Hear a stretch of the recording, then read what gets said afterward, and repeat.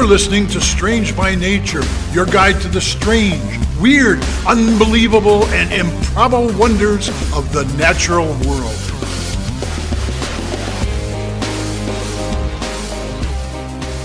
Hello, everyone, and thanks for being here today. I'm Kirk Mona, and joining me are Rachel Gimza and Victoria Thompson. We're all naturalists who together have scoured the world for weird and wonderful wonders, just to please your mammalian brain's desire for novelty. Isn't that nice? Let's do this. Well, hello, everybody. Welcome to the show. Hi. Hey, how's it going? Good to see you. It's going well. How are you guys doing? Oh, doing great. Kind of like last week, allergies are kind of kicking my butt, making my voice a little funky, but otherwise, I'm doing good. It's a rough time of year for that. Temperature change, man. Only getting worse. It's only going to get worse. Yeah. Well, I have something, hopefully that'll cheer you up, because it's kind of a cute and interesting story. Good. I love stories from nature of mutualistic relationships, especially if it's like fun. One that's more unusual. I haven't heard of it before. Sure. Today's topic is a fun one that I found out about recently. So first, I would like to introduce you to one half of today's dynamic duo. It's a shrimp from the family Alpheidae. Alpheidae. Okay. Alpheidae. We're going to go with that. All right. It's also known as the pistol shrimp, the snapping shrimp, or the cracker shrimp, which is different than a shrimp cracker, which are delicious. But you can probably guess maybe something about them. We'll get to that. I feel like they might crack things. Well, something like that.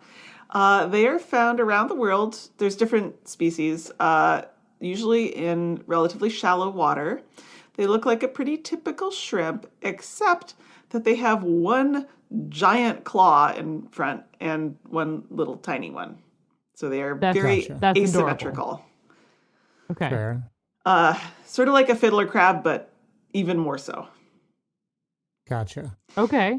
Yeah, and these shrimp are not actually very big. They're usually around 2 to 7 centimeters long, depending on the species. And the giant claw is larger than half of the rest of the shrimp's body. Oh, okay. Yeah. So it's like very large relative to the shrimp. They use this giant claw for a lot of things, including digging a burrow, but mainly they use it to snap. Although I will say about half the species in this family are just regular shrimp that don't have a giant front claw, and they're called non-snapping shrimp. Okay. Creative. Yes. Great. Love it. So when I say snapping, there's a reason that this animal is called the pistol shrimp. It is so loud. It is. This thing is extreme. So the noise from colonies of pistol shrimp can interfere with sonar and other underwater communications. Wild. And is like a major source of sound in the ocean. Oh, wow. Yeah, and they're all just like snapping away with their little claws. And the way it works is this. So there's sort of, when they open up their claw, there's a plunger on one side of the inner surface, like a little piece that sticks out that fits into a cavity on the opposite side. And the shrimp can cock open its claw, sort of like I was sort of thinking of it sort of like a crossbow, you know, how you kind of ratchet it and then release it. Yeah.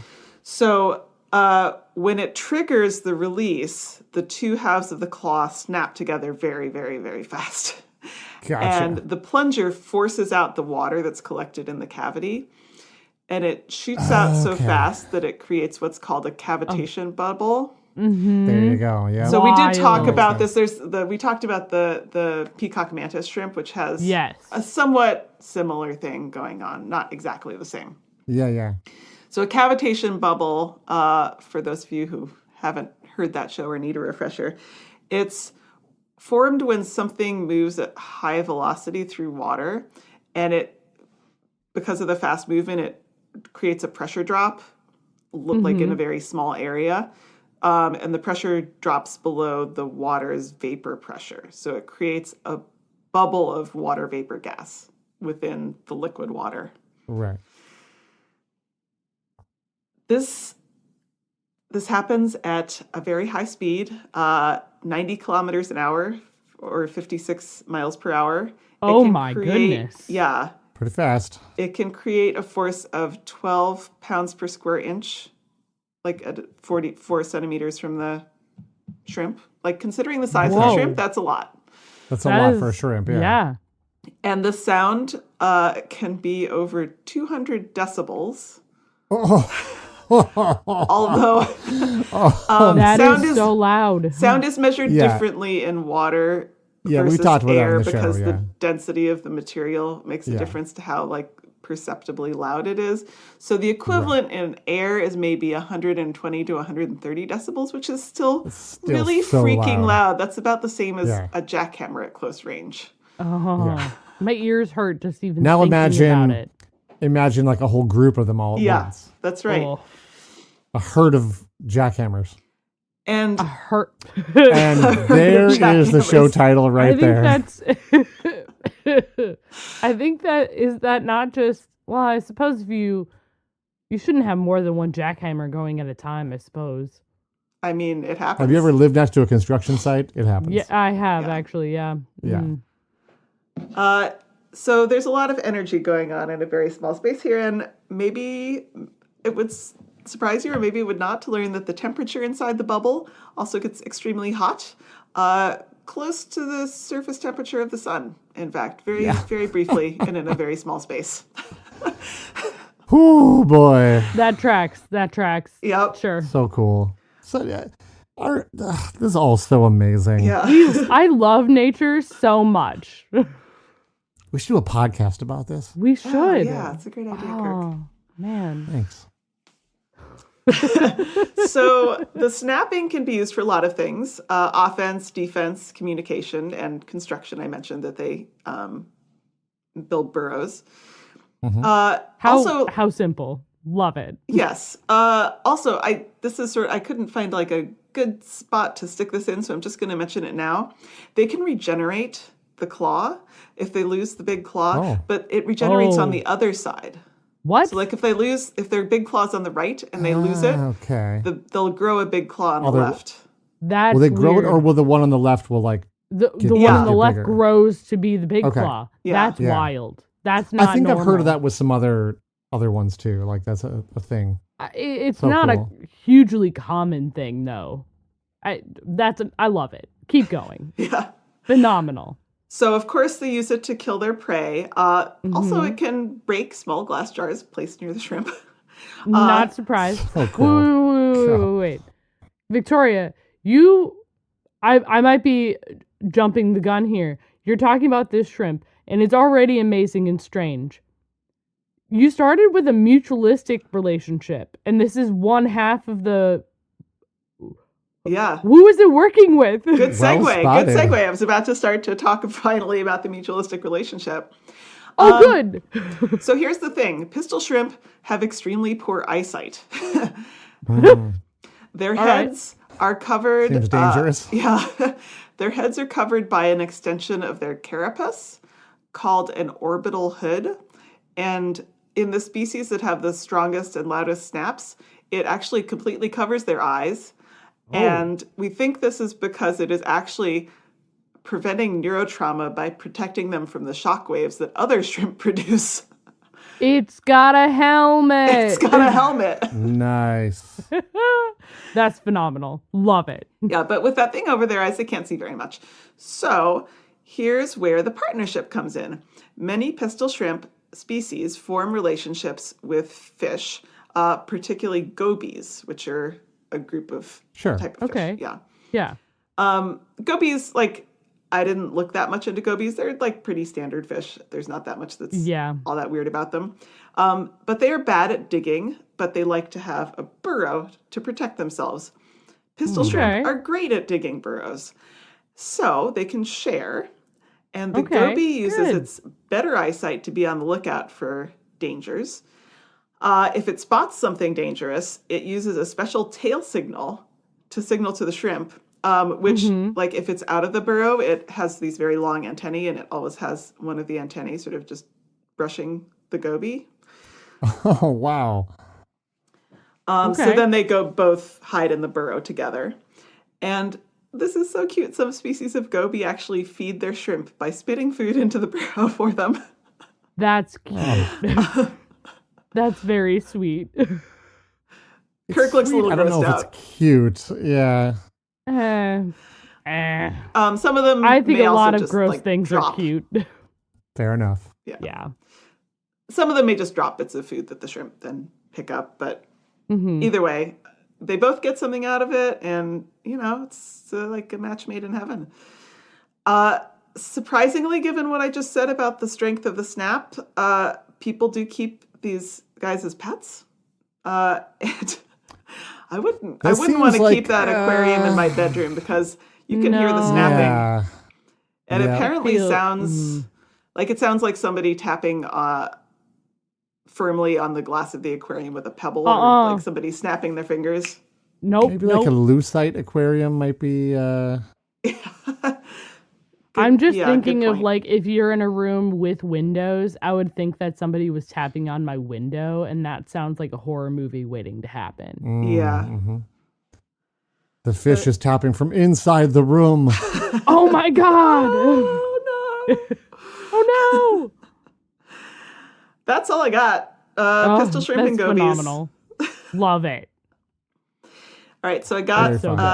got some good information from Tropical Fish Magazine, from Wikipedia, from BBC News, and from Texas A&M University. Nice. We're going to take a short break, and when we come back, it'll be Kirk.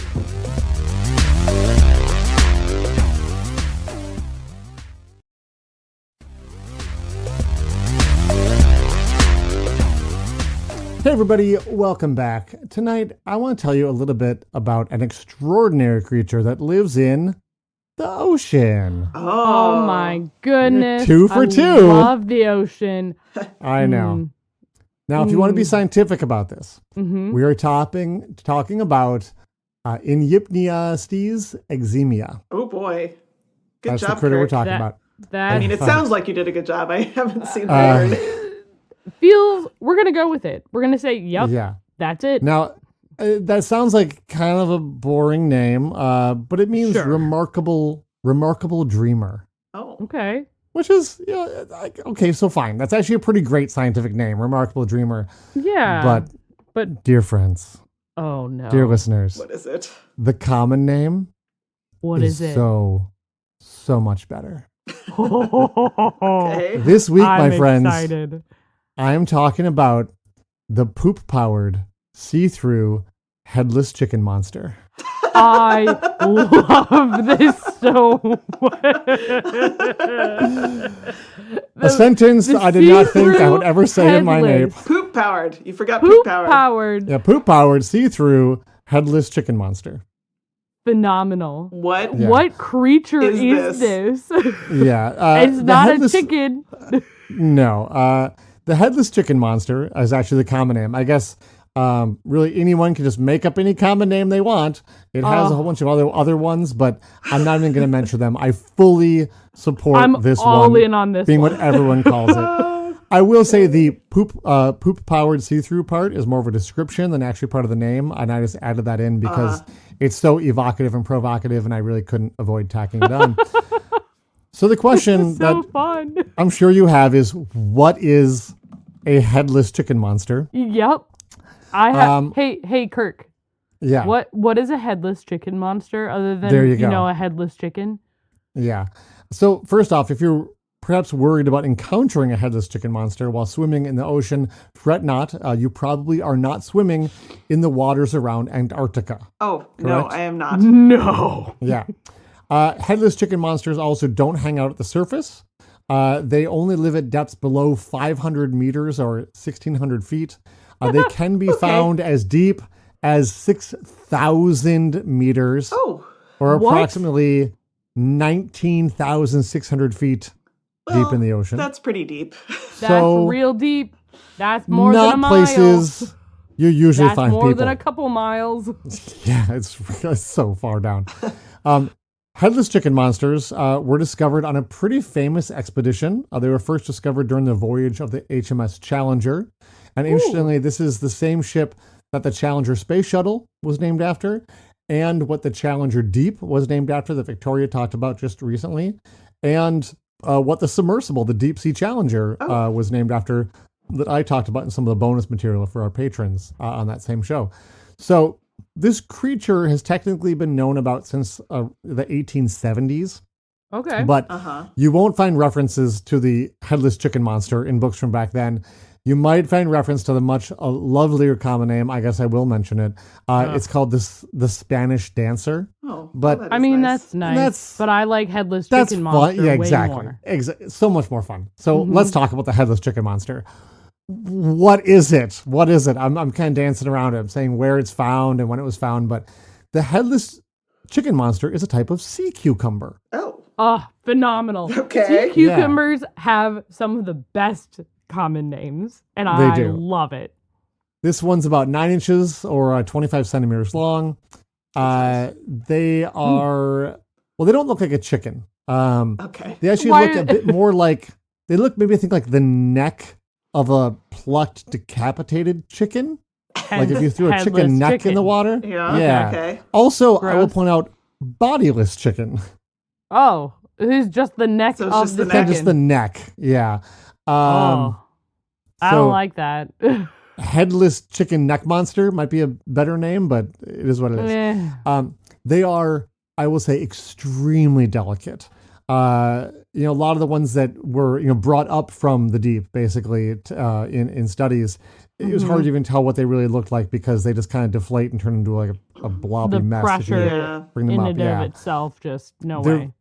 Like I said, they're very delicate. They have a very thin skin that's translucent, so you can actually see right through to their internal organs, which, to be fair, is largely just like a coiled up intestine.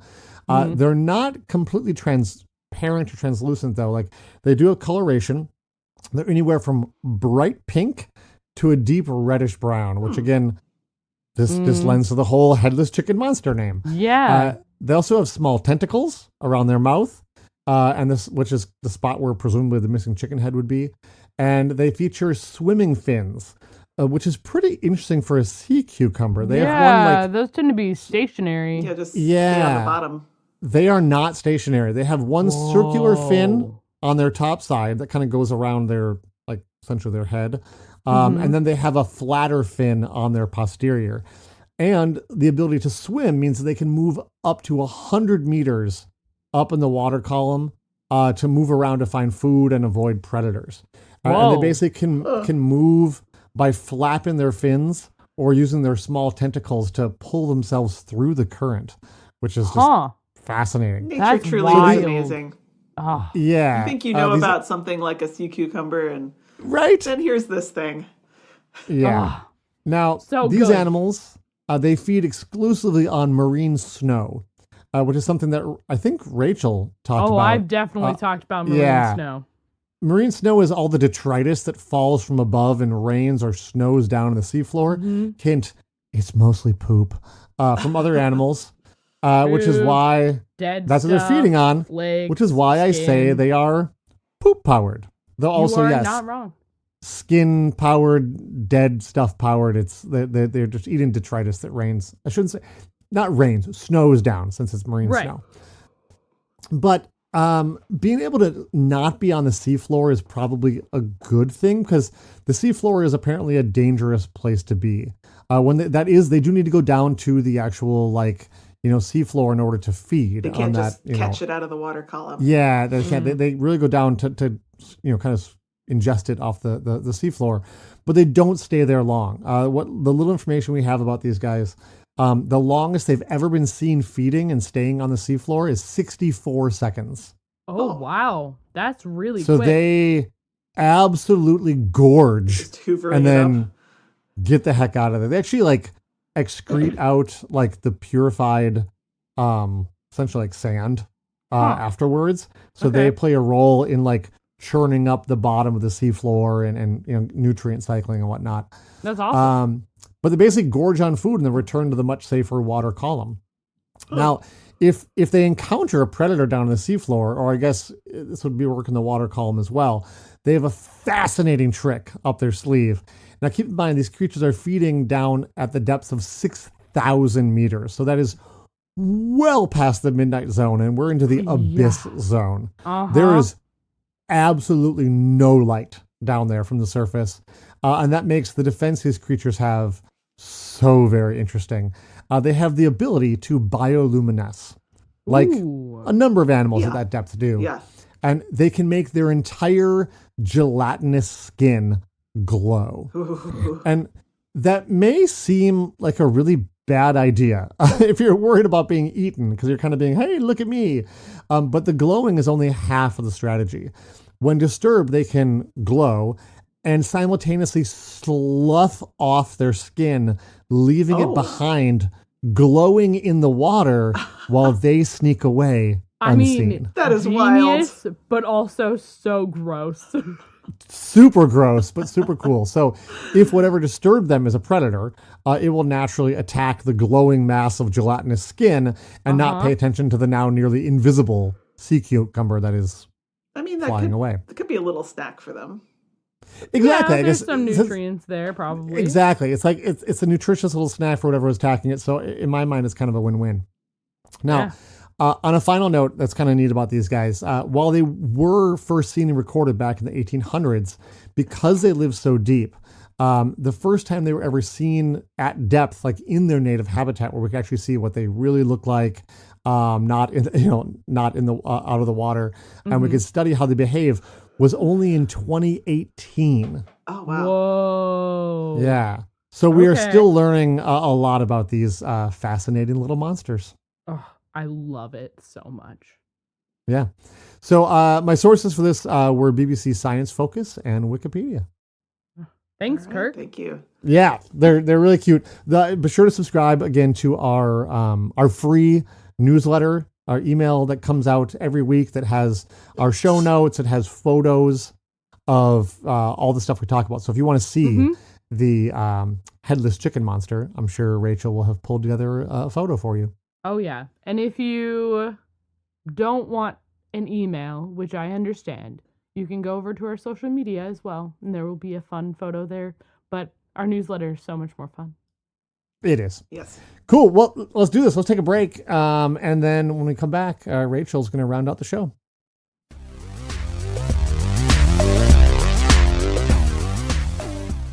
This week's episode is brought to you by the Society of Strange. That's what we call our patrons over at patreon.com/strangebynature. Society members directly support the show they love, and depending on their level of support, get fun perks such as bonus content on select shows, insider photos, water bottle stickers, and here's a big one, every level of support gets every episode 100% ad-free. Come join the other lovers of the show, help keep this strange show going, and get those ad-free episodes. We'll see you all over at patreon.com/strangebynature.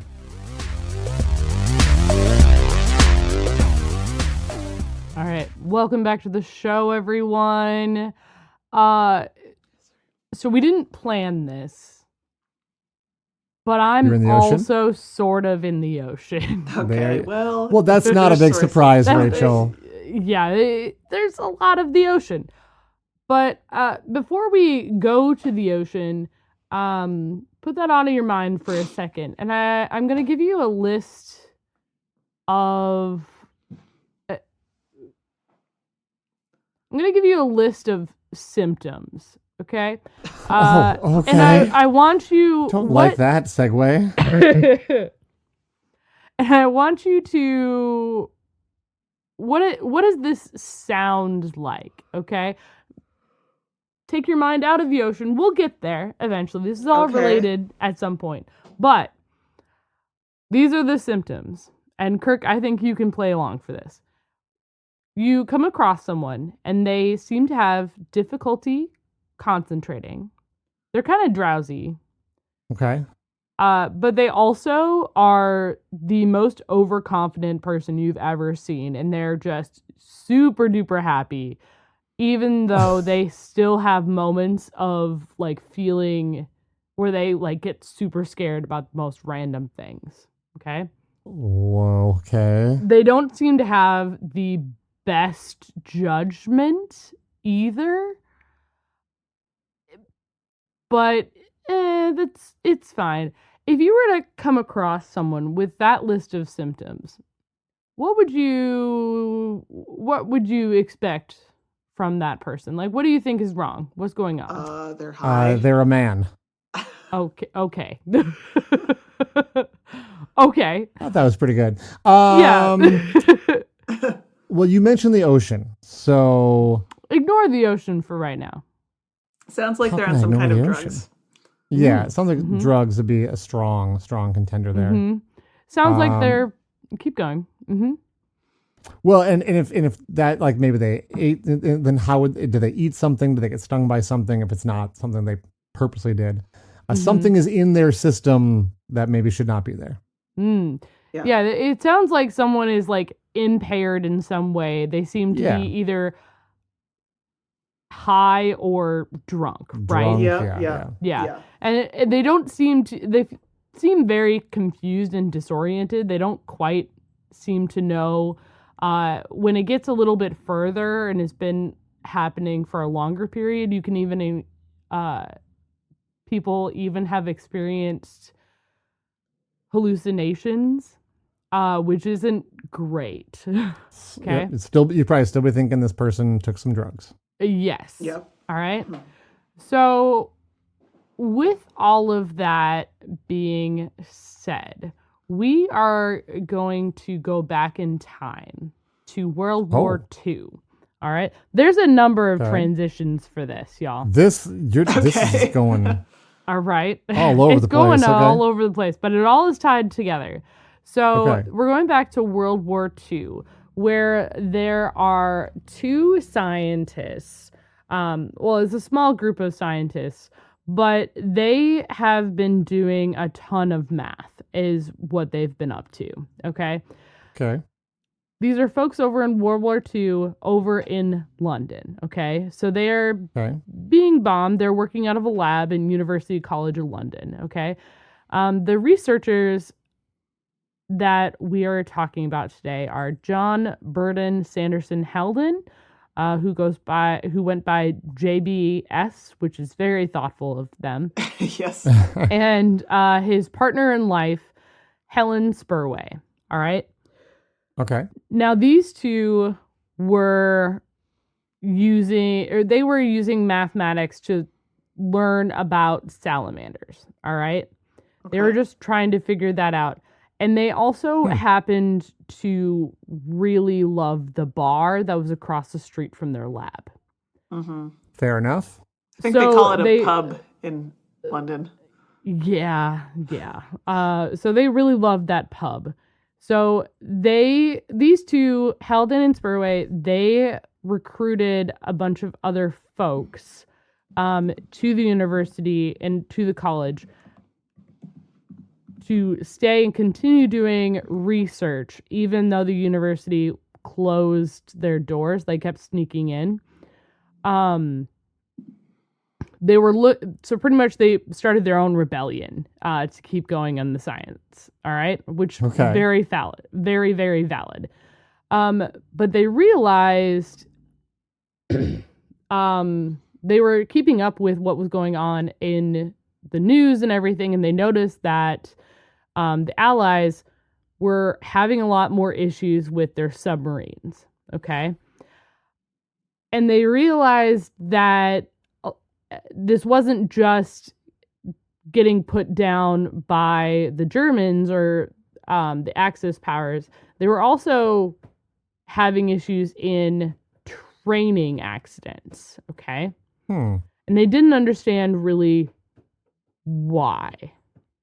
Okay. I'm so curious where this story is going, because you are all over the place here. Right. So what they decided to do, these two scientists, they decided to figure out at pressure underneath that water what happens to the human body. All right. What are some things that we can do to help mitigate what is happening what is the reason why they are struggling so hard for various tasks that are happening way down deep in the submarines, okay? Yeah. So they started doing some really fiddly type studies and tasks, okay? So they ended up creating or having a pressure sphere, okay? So that way they could go in and have that be at pressure and see if they can be able to pick up things like ball bearings with being able to transfer ball bearings from one hole to another and balancing things like that, okay? Okay, sure. It was a very small hyperbaric chamber that they were using. When they were in the hyperbaric chamber, they noticed that the oxygenated air seemed to, like, there was some sort of difference between the oxygenated air as well as and the level of ability for their different tasks. Now, the thing is most submarines weren't using oxygenated air. When you are scuba diving and when you are in a submarine and such, oftentimes they use a mixture of nitrogen. So when you are scuba diving, you are going to be using nitrogen more than anything else, as well as a little mixture of oxygen. And they noticed for a little while that they seem to have issues that they equated to feeling like they were drunk. And this is in an environment with more oxygen than normal? This is the hyperbaric chamber, right? This is a hyperbaric chamber. Okay. Yes. Gotcha. So they would breathe a small tube of 78% oxygen to see if it interfered. That's a lot of oxygen. Or I'm sorry. They would have a tube that was 78% nitrogen. Sorry. Okay. And see if it interfered with their ability to manipulate any of the ball bearings and such, okay? As well as completing math and all of that. Sure. And what they ended up being able to find out is they found out at what depth something that had been kind of known really started to take hold of not only the sailors that were in the submarines, but is something that divers today, as well as sailors and such, have known about for a long time. But what's happening is something that's known as Martini's Law. Okay. Also known as nitrogen narcosis. So it doesn't have to do with gin. It does not, unfortunately. So pretty much once you reach about 100 feet underneath water, the body, and we still don't really quite know why this is happening. Okay. In some people, it causes narcosis. So it pretty much, you just are drunk. Yeah. Underneath the water, and you can make pretty big mistakes, but you can, I've read some different stories. There was a diver who after 100 feet, she was convinced she was a mermaid and was following fish.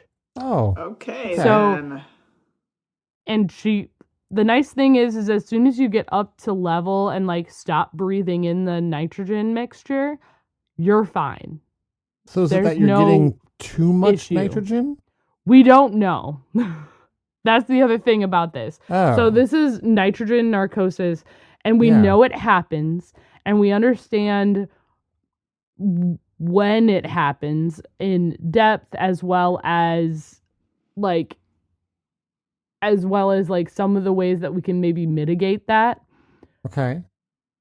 But we don't know confusing. the mechanism of why. Haldane and Case, when they were testing all of this, they equated it of having the same impact of drinking 9 glasses of straight booze. Oh, wow. Oh. So I suppose it depends on the person. I would be yeah. out, completely out. Yeah. Yeah. So this was like 300 feet of seawater that they like were simulating. And yeah, so it's a doozy of an issue that can happen. But there's a lot of training that goes into figuring that out, as well as responding to narcosis when it happens and mitigation. But it's just a weird thing that happens sometimes. And I learned about this and I was like, I need to tell you all about it, because it most often happens in the ocean when people are exploring, especially if they go below that 100-foot depth. So I just wanted to share that with y'all. Because it's a weird phenomenon that we have no idea why it really happens. I was so confused. Or at least like much. You mentioned that they were studying salamanders at the beginning, and I'm like, where do the salamanders come in? That's just what they were doing, and then the war happened. Gotcha. Yeah, I figured that out. I was like, you had me going there. Yeah, and like there are some like thoughts. There are some like initial hypotheses of why this potentially is happening, partially due to how like nitrogen gets to be a little bit more soluble in the body, especially as you descend. It might interfere with your brain a little bit more. Wow. But we don't know, because oxygen has a similar thing. Because if you think about it too, like laughing gas at the dentist office, that's nitrogen gas. So there's some weird things that just happen sometimes in the ocean, and it's amazing. And I wanted to share one of the things that happens to people in the ocean. So that's what I have for you all. If you start hallucinating and think you see a headless chicken monster, you are too deep in the ocean. Yeah. So my sources this week, the Dive Otter had a really good one. There was a medical dictionary that gave some good description of symptoms and such. Smithsonian Magazine had a great article about the two scientists that I talked a little bit about, Haldane and Case, and that was done in April 16th, 2024 by Rachel Lance, and she spells it correctly, so it's amazing. Love it. She spells Lance correctly? She spells Rachel correctly. The Dive magazine, as well as PADI, which is actually like PADI is the acronym for a diving company. So they had a really great article about all of that. Their whole thing. Anyway, so thank you so much. I think that's it for this week's episode. That's it. Yeah. We did it. That's all of us. A very watery episode. It is so watery. All right. So thanks everyone for listening. We'll see y'all next week. Bye-bye. Bye. At least I didn't say it was a very moist episode. Oh, God.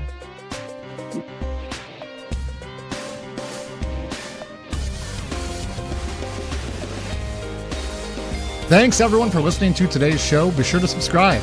New episodes drop every Wednesday, and we love sharing this strange world with all our listeners. If you would be so kind as to leave us a 5-star rating and review wherever you get your podcasts, that would be great. It lets other lovers of the strange discover the show. You can reach us by searching for Strange by Nature Podcast on Instagram, Facebook, and Blue Sky. You can send us an email as well. Our address is contact@strangebynaturepodcast.com. If you want more information about the show, you can check out our website, strangebynaturepodcast.com, and you can support the show and get ad-free episodes at patreon.com/strangebynature. Until next week, get outside, stay curious, and embrace the strange.